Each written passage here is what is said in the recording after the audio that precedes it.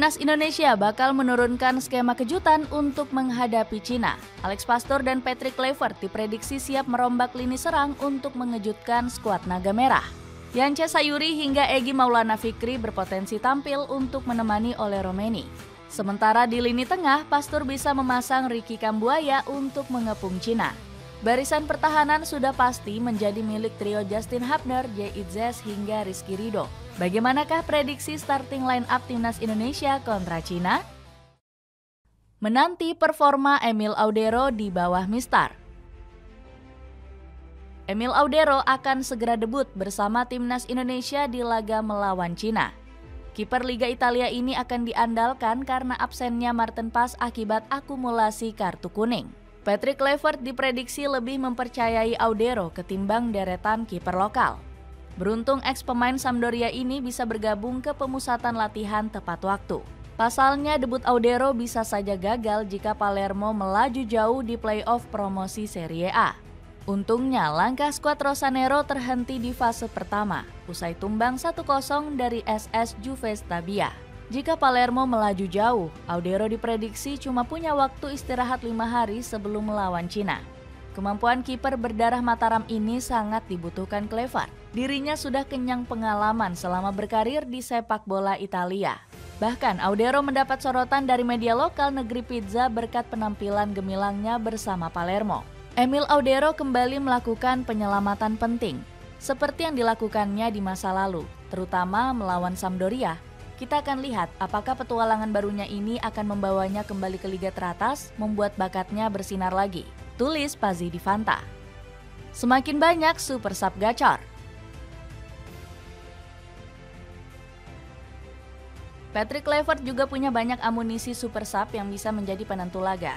Salah satunya Sayuri bersaudara yang kembali mendapat kesempatan bermain di Timnas Indonesia.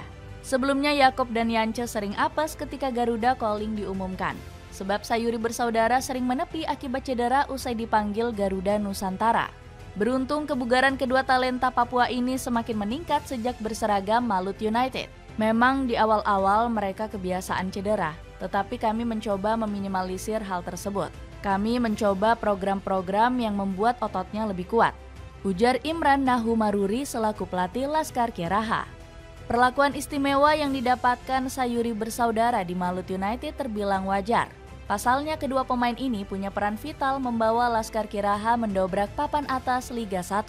Yance dan Yakob bahkan sudah sama-sama menyumbang assist untuk Malut United. Selain Sayuri bersaudara, Timnas Indonesia juga bisa mengandalkan Stefano Lillipali sebagai super sub. Meski cuma tampil setengah musim, Vano mampu mengemas 6 gol dan 4 assist untuk Borneo FC. Sebelumnya sang pemain sempat diabaikan oleh Shin Taeyong. Namun pengalaman serta jiwa kepemimpinan Vano ternyata sukses bikin Kluivert terpikat. Di posisi ujung tombak, skuad Garuda bisa mengharapkan kejutan dari Septian Bagaskara. Kluivert sudah terpukau dengan permainan striker 27 tahun ini sejak Februari silam. Bagaskara sendiri sudah mengemas 7 gol dan 1 assist untuk Dewa United di musim ini. Dirinya juga mengantarkan Banten Warriors lolos ke zona Asia dengan menjadi runner-up Liga 1. Lini pertahanan.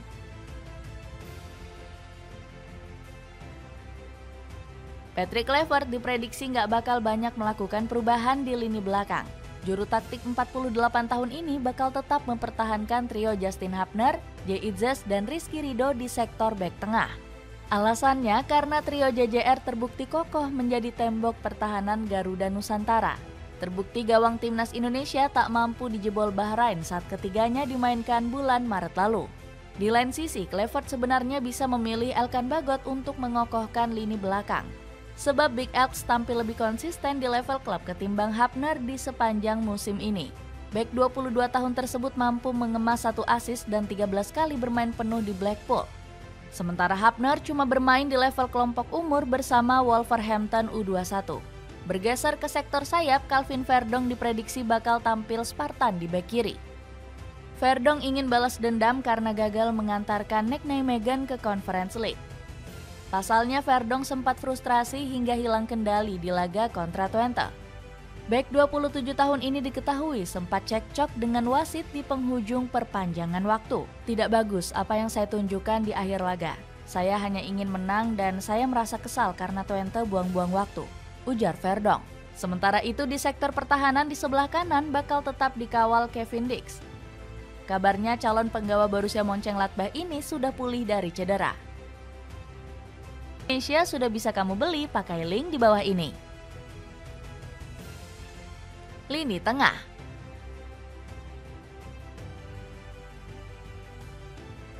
Patrick Kluivert menyiapkan racikan baru di lini tengah timnas Indonesia. Pasalnya, Marcelino Ferdinand sebagai motor permainan harus absen akibat akumulasi kartu. Di sektor gelandang bertahan, Kluivert diprediksi tetap memakai skema double pivot. Tom Haye bakal diplot menjadi jenderal permainan karena punya visi ciamik. Selain itu, The Professor juga pernah membobol Cina di pertemuan pertama. Skuad Garuda bakal bergantung ke Haye untuk mengatur tempo permainan seperti ketika melawan Bahrain. Sementara itu, Joy Pelupessy bakal menjadi tandem Haye di posisi gelandang poros. Pemain SK Lommel ini bakal menjadi tameng untuk barisan pertahanan timnas Indonesia. Pelupessy juga akan diberi tugas untuk mengawal ketat pergerakan Serginho selaku playmaker Cina. Bergeser ke gelandang serang, Ricky Kambuaya bakal diplot menggantikan Marcelino. Ditambah lagi, Kambuaya terbukti moncer saat diberikan kebebasan bermain lebih menyerang. Pemain 29 tahun ini mampu mengemas 4 assist bersama Dewa United. Kreativitas kakak Ricky bahkan sampai bikin pelatih asing seperti Jan Olderik Ring terpukau. Saya ingin menempatkan Ricky di sana, dengan pengalamannya untuk lebih banyak bermain di zona tersebut. Kami terus bermain disiplin dan dia sangat baik bermain di posisi tersebut, puji Rekering. Lini serang.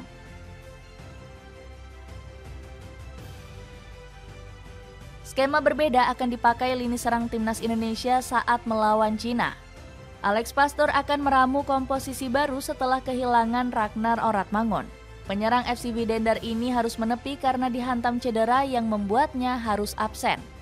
Posisi Wak Haji di sayap kiri berpeluang diambil alih oleh Yance Sayuri.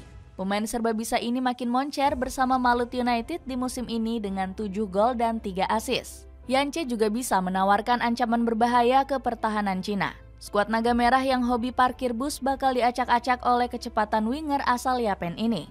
Di sektor sayap kanan, Pastor nampaknya akan mempercayai Egy Maulana Fikri. Kreativitas sang kelok 9 ini bakal berguna untuk mendobrak rapatnya pertahanan Cina. Bersama Dewa United, Egy meledak dengan catatan 12 gol dan 7 assist di musim ini. Ex-Lechia Gdansk ini bahkan menjadi satu-satunya bintang lokal di daftar pemain terbaik Liga 1. Di posisi ujung tombak, Ole Romeni masih akan diandalkan sebagai mesin gol. Striker Oxford United ini sudah nggak sabar untuk membuktikan janji manisnya kepada publik tanah air. Ada pesan penting, kita tahu apa yang harus dilakukan. Kita harus memenangkan pertandingan untuk membuka peluang ke Piala Dunia. Tapi kami selalu berusaha untuk menang. Dukung Timnas Indonesia pakai jersey original Erspo yang lagi banting harga. Cek linknya di bawah ini. Dengan komposisi kejutan di starting line up, mampukah Timnas Indonesia meraih poin penuh melawan Negeri Panda?